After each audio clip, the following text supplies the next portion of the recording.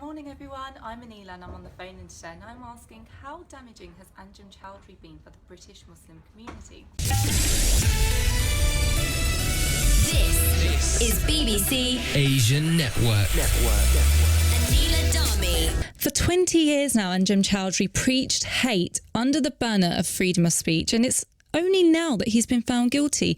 The charge that he invited others to support the banned Islamic State group. But who exactly is he, and how did the police eventually get him behind bars? Our Home Affairs correspondent Dominic Kashiani has been taking a look. Describe him as an Islamic scholar or an Islamic preacher, in spite of the fact he has no qualifications or no background in Islamic knowledge. Miqdad, you did touch upon the media point there, but do you not think that he had a right to speak? I mean, we do live in a liberal democracy. We have freedom of speech, and he did have some support and influence. So surely that was his right. He does have some say, and nobody would necessarily deny that he had some say, but he was struggling to be able to get anyone to come to his rallies and marches. In fact, they had to be cancelled most of the time. Dad, I do want to ask you then, in that case, I mean, if you feel like he didn't really have that much support, or why do you think he was so damaging, and why were you so relieved when he was convicted? Should have stepped in a very long time ago for both people like him and for also I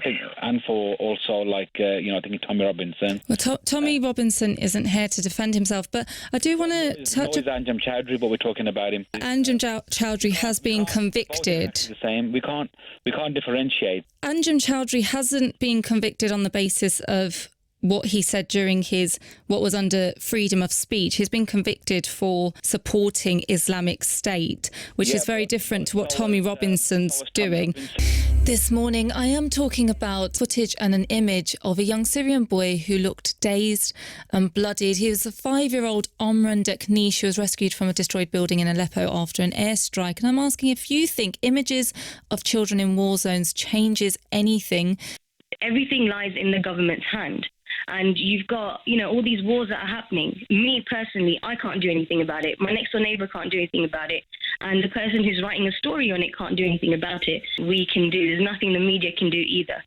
Sangeeta, I mean, you say about the government and how they should step in, but it is a humanitarian crisis at the same time as being a war. Do you not think that as individuals and humans, we have a responsibility to do something? We do, but when we've tried so much, there's only so much you can do. Our hands are tied. At the end of the day, Have you ever tried to do anything to help? Are you surprised that some people are supporting the actions of murderer Tanveer Ahmed? Quick background on this is that Tanveer Ahmed killed a shopkeeper, Asad Shah. Asad's from the Ahmadi community. There has been a sea change in their attitude towards someone like myself. I'm seen as being sort of out of the pale now, whereas before. How have you noticed that change? What kinds of things are you seeing? I can give you an example of one friend that I had who, but we were literally best friends. And when I got back in touch with him over a long period of, we sort of lost touch over a few years.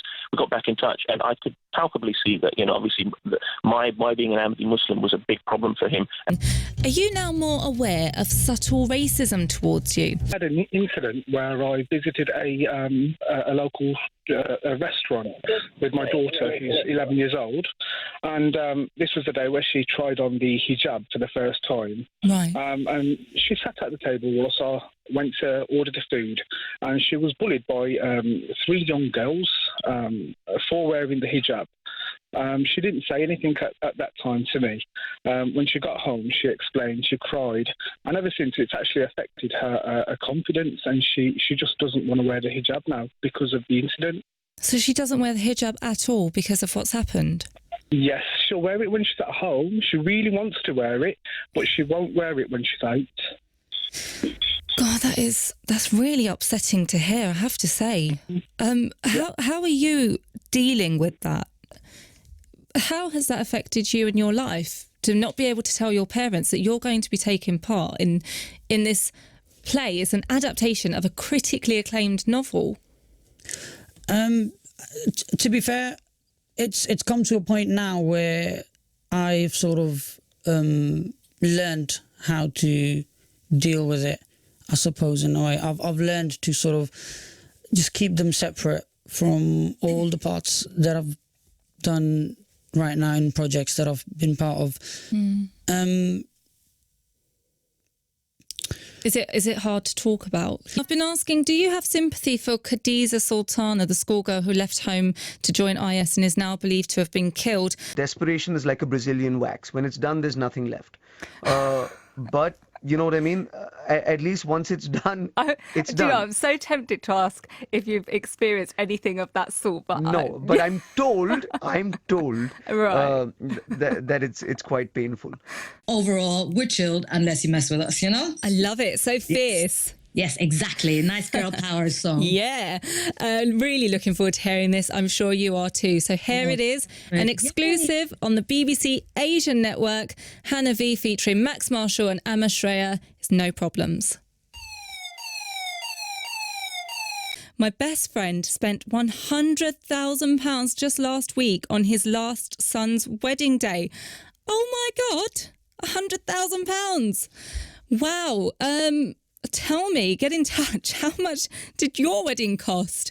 Wow, that is extravagant. Are Asians spending too much on their weddings? And is it becoming pressure? Forget the arranged marriage pressure. Is it just becoming pressure to have a bigger wedding than the last one you went to? Wow. I really think this message carries on. I really think it's so important to know the person who you're marrying, because some guys will just lie about their personality, like my husband did. Younger generation must be aware of what they're getting themselves into. They should meet the whole family because they'll be living with them. Arranged marriages are good if the whole family is happy. It's not just about the couple, it's about the entire extended family members too. Wow. Okay, so I want to know, I mean, firstly, if you've had an arranged marriage and even a love marriage, has your partner turned out to be completely different to what you were expecting and to the person you'd met in the first place? And let's not lie, I mean, nowadays Asians are living with their partners before they get married, aren't they? Do you think that's better than just, a couple of dates, so you get to know the real them and you know what you're getting yourself into? Sometimes you hear stories of people saying that they literally can't get hold of a GP, or their surgeries are overflowing, the waiting room so full. Are you thinking of focusing more on GPs? Absolutely. I mean, it's a great question, because I think that all sounds great, and you have got a real focus on the patients, and I love the word empowering, which you used. What about the people on the other end, though? Because you do hear of GPs, junior doctors, specialists, everyone. It's kind of you hear it's at breaking point.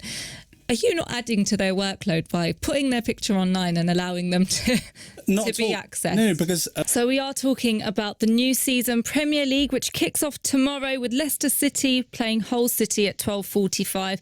We're talking transfers, managers and Pogba.